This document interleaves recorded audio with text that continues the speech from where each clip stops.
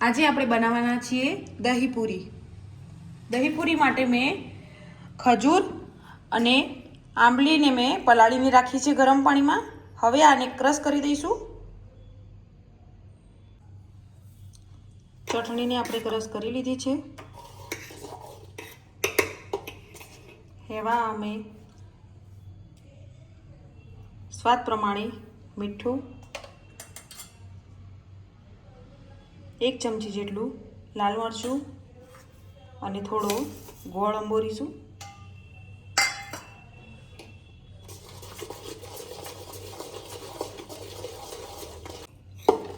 હવે આને આપણે ઉકાળી લઈશું.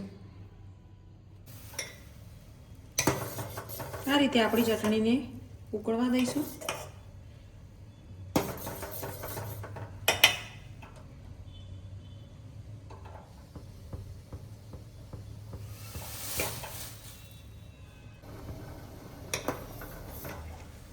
તમે જોઈ શકો છો આપણી ચટણીનો કલર કેવો આવે છે.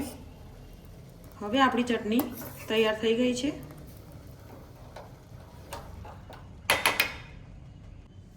ત્યાર પછી આપણે ગ્રીન ચટણી બનાવી દઈશું. એમાં તીખા મરચાં, ધાણા, થોડા સિંગદાણા, સ્વાદ પ્રમાણે મીઠું,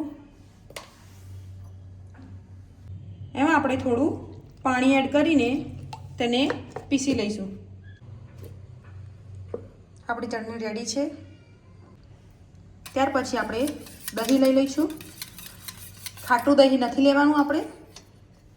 એમાં 2 ચમચી જેટલી ખાંડ નાખી દઈશું અને આને આપણે બેટરથી બેટ કરી દઈશું. ત્યાર પછી મેં અહીંયા બાફેલા બટેકા લઈ લીધા છે. એને આપણે મેશ કરી દઈશું.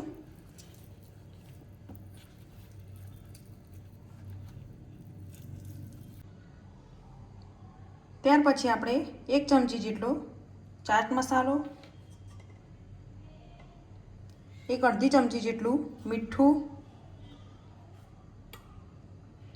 1/2 ચમચી જેટલું લાલ મરચું. હવે આપણે આ બધાને મિક્સ કરી લઈશું. ત્યાર પછી આપણો મસાલો રેડી થઈ ગયો છે.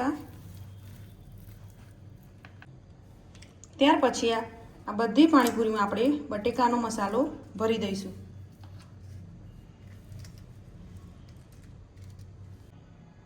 ત્યાર પછી આપણે બધામાં ડુંગળી,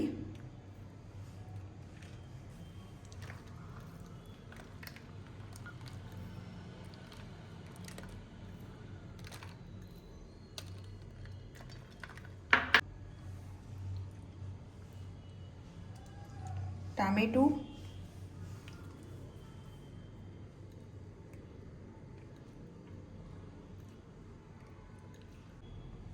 ત્યાર પછી આપણે ગ્રીન ચટણી લઈ લઈશું.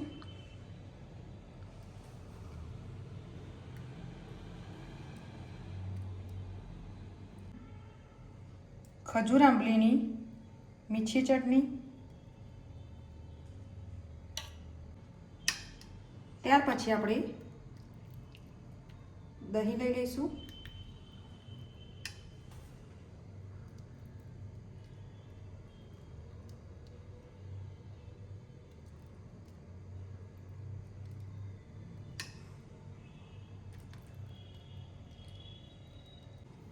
ત્યાર પછી આપણે સેવ એડ કરી દઈશું.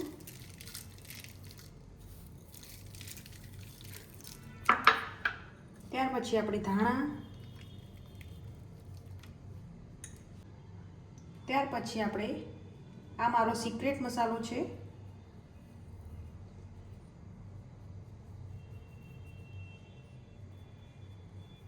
આની રેસીપી જોઈતી હોય તો તમે કોમેન્ટમાં જણાવજો.